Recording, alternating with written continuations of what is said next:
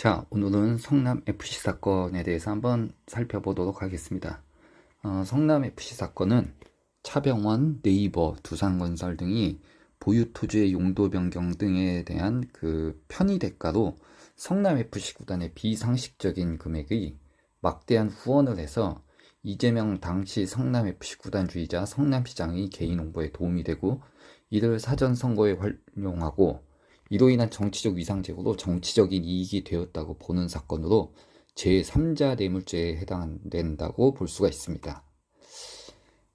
성남FC 사건이 어떻게 진행이 되었던 건지에 대해서 간략하게 한번 살펴보도록 하겠습니다. 2018년 6월에 바른미래당이 이재명 당시 성남시장을 제3자 뇌물죄로 이제 고발을 하게 되었고, 2020년 2월 경찰이 성남FC 후원금 수사 개시를 합니다. 그리고 2021년 9월에 경찰은 증거 불충분으로 불송치 결정을 합니다. 무혐의가 아닙니다. 증거 불충분으로 불송치를 한 결정입니다. 즉 검찰에 넘기지 않은 결정을 한 거라고 보면 됩니다. 2022년 1월에 박하영 성남지청 검사가 사퇴를 합니다. 이 부분은 당시 박은정 부장검사가 수사를 안 하고 있고, 그런 상황에서 그 박하영 차장검사가 여러 차례에 걸쳐서 재수사의 필요성을 피력했는데 그 의견이 받아들여지지 않아서 이 박하영 검사님이 이제 사퇴를 하는 사건이 발생합니다. 그리고 2022년 9월에 성남지검 성남지청, 수원지검 성남지청이 경찰의 보안 수사를 요구하고 2022년 9월에 경찰이 이재명을 제3자 뇌물죄로 검찰에 송치를 합니다. 그리고 검찰은 그 이후에 두산건설, 성남시청 등 20여 곳을 압수수색하고 네이버, 차병원, 주빌리은행 등 10여 곳을 압수수색하게 됩니다. 이재명 측의 주장은 무혐의 결론이 난 것을 다시 야당 탄압으로 재수사를 한다, 이런 주장을 하고 있죠. 그리고 대가성이 없는 일이었다, 개인적인 이익을 취한 바가 없다, 성남시와 성남 시민을 위한 공적 이익만 있을 뿐이다 라고 주장을 하고 있습니다. 그러므로 혐의가 있을 게 없다라고 하는 게 전체적인 이재명 측의 주장입니다. 검찰 측의 주장입니다. 압수수색을 통해 성남시가 후원금을 요구한 정황을 확보했습니다.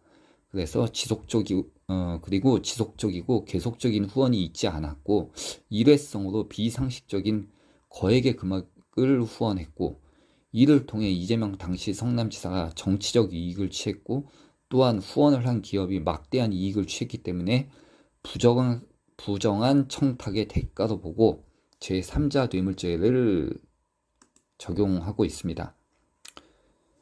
자, 오늘의 팩트 포인트는 성남FC 사건은 무혐의 처분을 받은 적이 없다. 첫 번째, 무혐의 처분을 받은 적은 단 한 번도 없다. 무혐의 처분을 받았다고 한다면 이거는 거짓말이 됩니다. 그리고 두 번째, 제3자 뇌물죄 핵심은 부정한 청탁의 유무입니다. 그 후원금이 어떠한 용도로 쓰였던 것 간에 부정한 청탁이 있었느냐가 가장 중요한 제3자 뇌물죄의 성립에 있어서 중요한 요소가 된다고 볼 수 있습니다.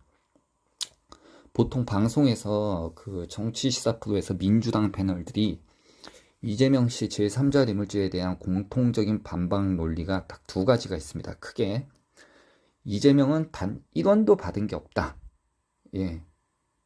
제3자 뇌물죄는 본인이 단 1원도 받은 게 없어야 성립이 됩니다. 직접적으로 받았다면 제3자 뇌물죄가 아니라 그냥 뇌물죄가 됩니다. 그리고 후원금은 모두 성남시의 공익을 위해 쓰여져서 성남 시민에게 도움이 되었기 때문에 사적인 이익을 취한 바가 없고, 이로 인해서 이는 제3자 뇌물죄에 해당이 되지 않는다라는 주장을 합니다. 그렇지만 제3자 뇌물죄의 핵심은 부정한 청탁의 유무인데, 후원금 납부 기업에 부정한 청탁이 있었기 때문에 그 후원금이 어떻게 사용되었는지는 중요한 쟁점이 아닙니다. 이 부분은 법사위에서 한동훈 법무부 장관이 자세하게 또 설명을 한 부분이 있는데 그 영상을 또 추가로 보시도록 하겠습니다. 끄집어내서 없는 죄를 조작한다 이렇게 발언했습니다. 법무장관님, 예, 지금 이재명 대표가 무혐의 된 사건을 다시 끄집어내서 사건을 조작한다라고 하는데 그 사실관계가 맞습니까? 제가 구체적인 증거 관계에서 말씀드리는 것은 아닙니다만 일단 오해를 피하기 위해서 말씀드리자면 그 사건은 무혐의 처분을 된 적이 한 번도 없습니다. 무혐의 처분됐다는 거 누가 말한다면 그거는 그냥 거짓말입니다. 그 사안은 다 아시다시피 분당경찰서에서 수사하다가 불송치 결정을 했지만 고발인의 이의 신청에 따라서 검찰에서 검토한 다음에 보완 수사 요구를 했고 그 이후에 경찰에서 기소 의견을 송치해서 검찰에서 수사해서 일부를 실무자를 기소하고 지금 이재명 대표 등을 수사 중인 사건입니다. 그렇기 때문에 경찰의 불송치 결정은 중간나 결정이고요. 무혐의 처분이라고 하는 것은 검찰의 종국적인 무혐의 결정을 말하는 것입니다. 전혀 다른 이야기고 그것은 혼동될 수 있는 문제가 아닙니다. 그렇기 때문에 무혐의 처분됐다는 말은 틀린 말이고요. 그리고 그걸 어떤 방어 수단으로 얘기하는 것에 대해서도 지난번에 검찰이나 경찰이 업무상 잘못이 있었는지 여부는 짚어봐야 할 문제인 것이지 그것이 지금 상황에서의 혐의를 방어하는 수단이나 도구로 쓰일 수는 없는 거라고 생각합니다. 그 사안에 대해서 말씀을 드리는 것은 부적정합니다만 예. 일반적인 제3자 뇌물죄에 대해서 말씀드리자면요. 제3자 뇌물은 누가 돈을 받았는지가 아니고요. 부정한 청탁과 결부되었는지가 핵심입니다. 그걸 처벌하는 이유는 인허가권은 사고 팔 수 없는 권리거든요. 그렇기 때문에 인허가권과 결부해서 어디다가 돈을 주게 한다? 그럴 경우에는 그 돈을 받는 곳이 공공성이 있는 곳. 예를 들어서 2003년에 있었던 SK 공정위장 제3자 뇌물 사건에서 종교단체라든가 2008년에 안성시장 사건에서 안성시 체육회라든가 이런 공공단체에 돈을 준 경우에도 중죄로 처벌했던 것입니다. 핵심은 부정한 청탁의 유무인 것이죠. 그러니까 다른 곳에서 어떤 기부를 받은 게 있다? 그것도 당연히 부정한 청탁과 결부되어 있다면 중죄로 처벌되어야 하는 것이고요. 그 돈을 받는 곳이 공공성이 있다?